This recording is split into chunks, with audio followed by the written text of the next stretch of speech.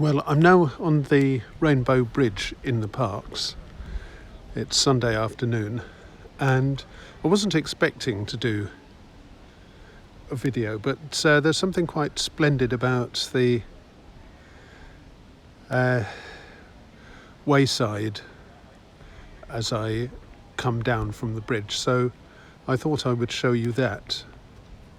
It's not particularly sunny, but it's only a light breeze and it's warmish, so there are quite a lot of people out boating, punting, picnicking, or just sitting on the seats in the park. I've been on this trail before. I did one video in which I went to the end and then turned left and ended up in Headington, and another where I turned right and ended up on one of the new Marston roads that goes to Marston Road. One of them I passed a communion service in the Orthodox Church of, I think it's St Nicholas, the Wonder Worker, and also picked up some free rhubarb. So I'm going to walk along here.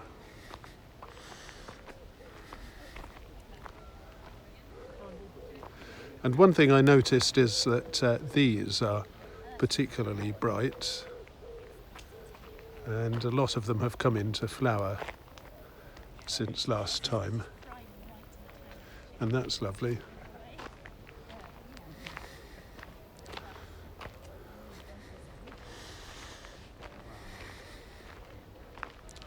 This is a quintessentially English countryside scene.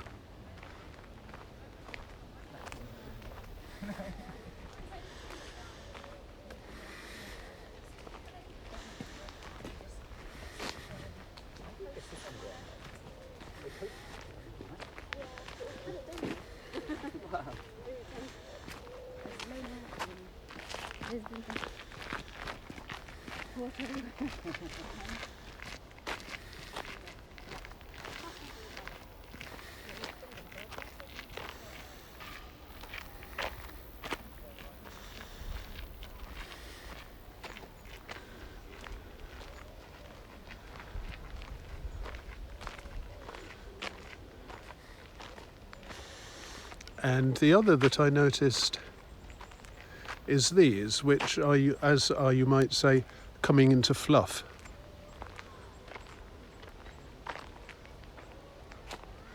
And they're very striking when the light catches them just right.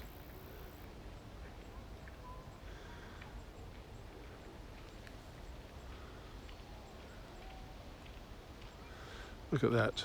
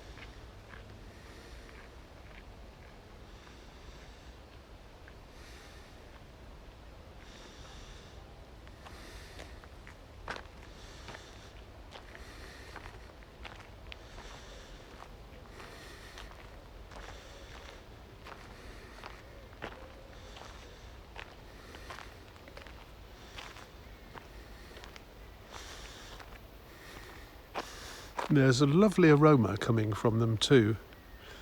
A little bit of that may be moist earth, because I think it rained last night. But I feel there's more than just petrichor, as they call it, moist earth smell.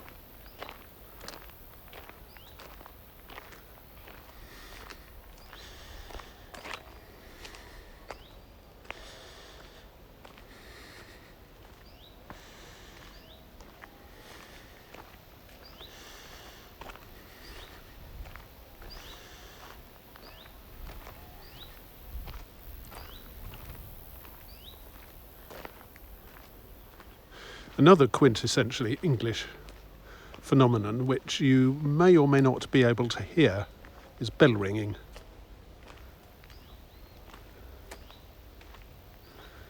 It seems to be off somewhere to my right, though I don't know how well the phone will transmit that impression, if indeed you can hear it at all. But I guess someone is doing the Sunday afternoon bell ringing practice.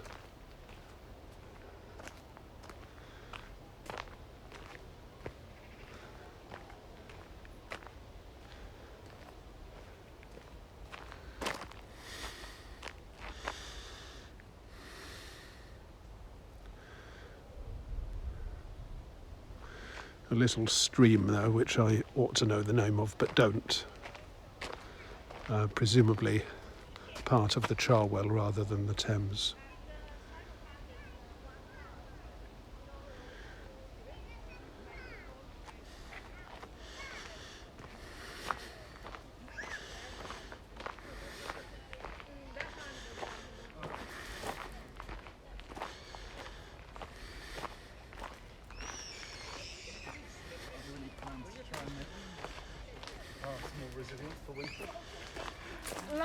Last winter was particularly bad. Так сказать, можно, Диана? Simply, why not?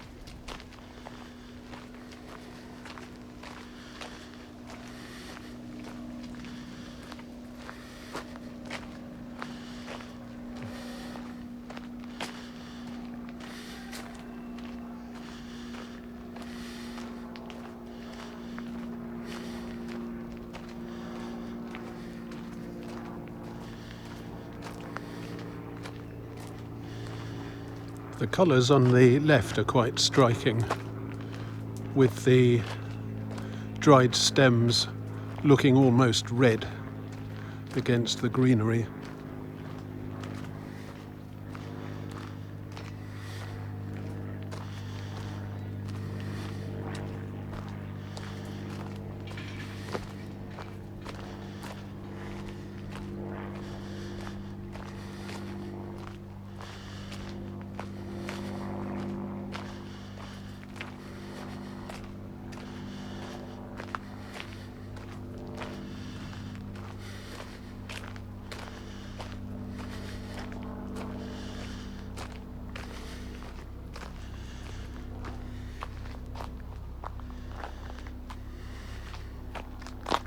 Very red looking leaves as well.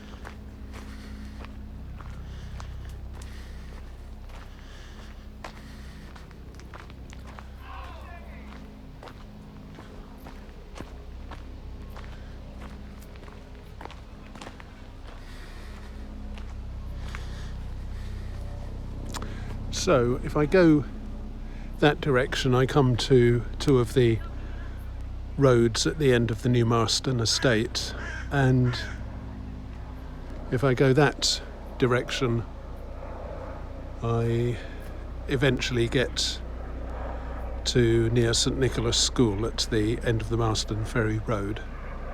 I'm not going to do either.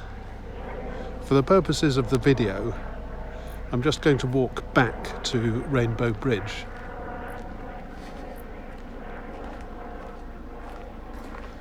Because the plants that I showed you look better from one direction than the other.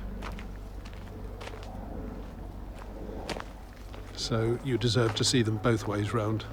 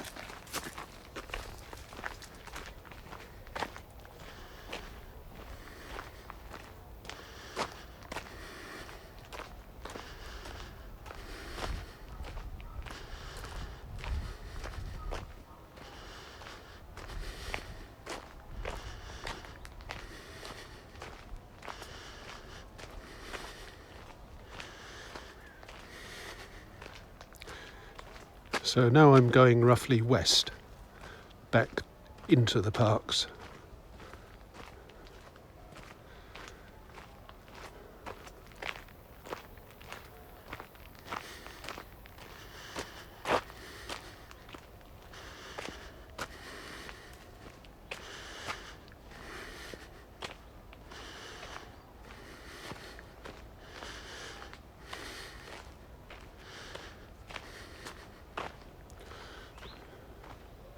And I actually prefer this to going down the cycle path that's on the left. It's more nicely grown, and also you don't get the risk of manic cyclists.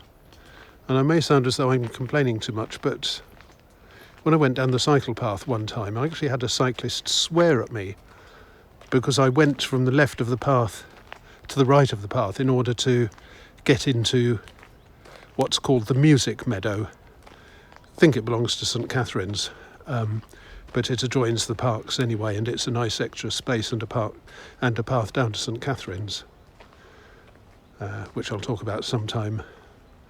So,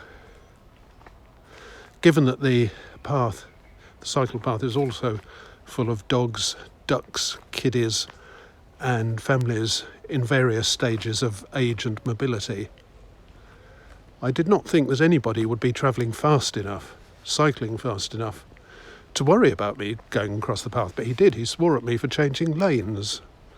Can you believe it? As if I were on Le Mans or somewhere.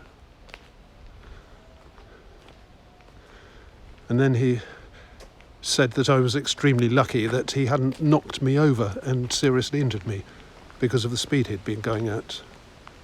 I can't help thinking that maybe he was trying to off-put a bit of his own guilt for not travelling very well. I mean, not very safely.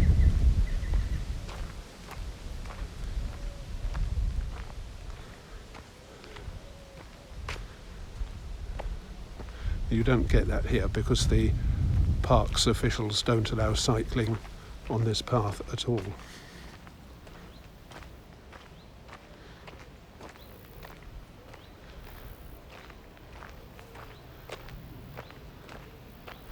So there are the thistles again, the fluff heads, and there are those. And I find them particularly striking from this point of view, which is why I came back.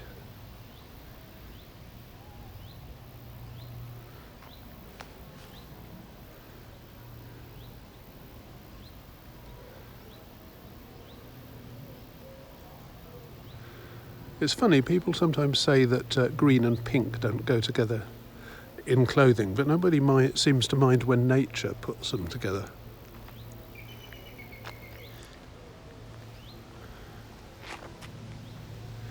And there are the fluff heads, which I think actually go better from the other point of view because of the light and shade on the fluff.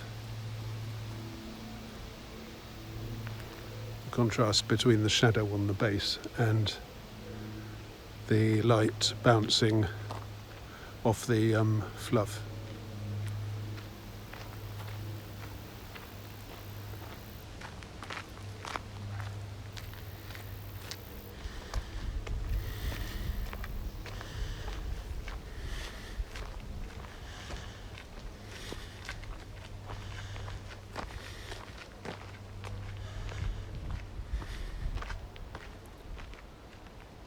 Reeds.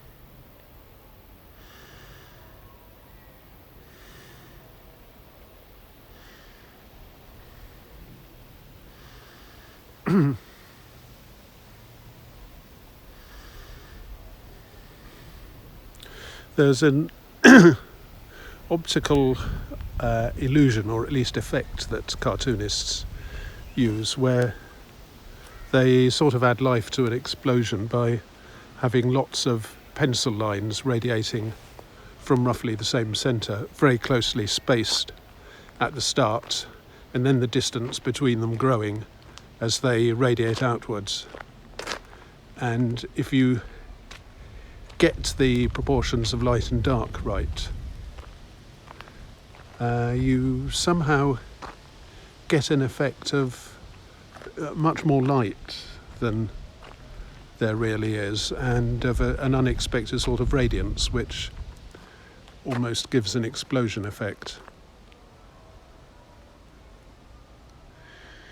I think one of the first places I noticed this was the works of Wilhelm Busch, the German cartoonist who probably helped bring about the comic book, and who in the mid-1860s, I think it was, produced a comic strip called Max und Moritz, Max and Moritz, about two naughty boys who torment their bourgeois neighbours and end up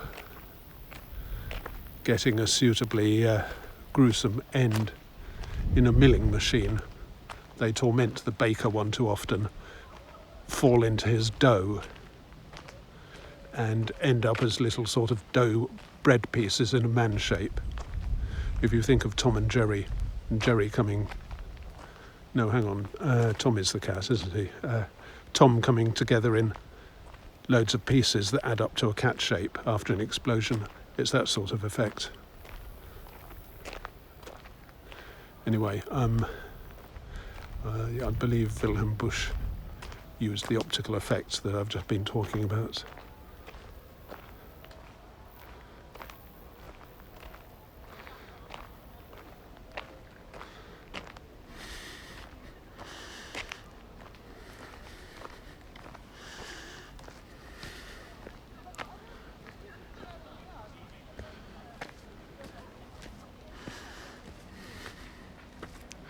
His books are still worth reading. They're out of copyright. Wouldn't be surprised if they're on Project Gutenberg. And if you don't read German, you can get them in English translation.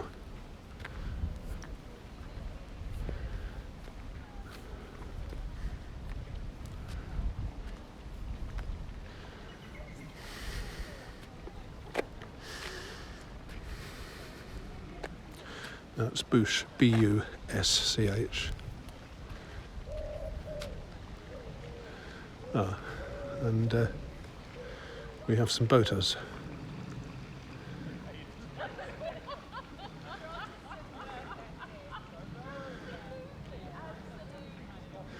Boaters and a punter.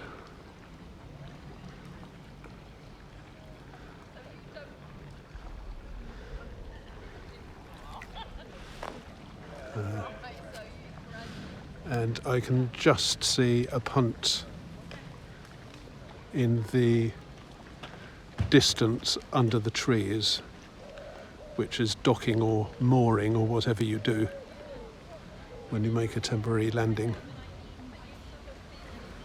Hopefully they've got a nice bottle of champagne and some strawberries to while away the afternoon.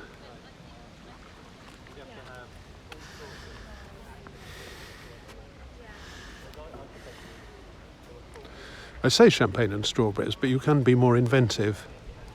I once went punting where we took a calagas stove on the punt and made pancakes with it. The great advantage of tossing pancakes on a punt is that they don't stick to the ceiling.